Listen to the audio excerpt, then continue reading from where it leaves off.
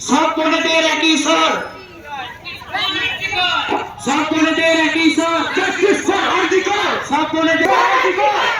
এখন আমরা আমাদের শপথ বাক্য পাঠ করব।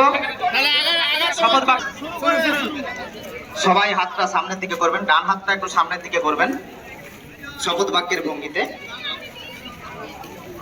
আবার সঙ্গে সকলেই বলবেন।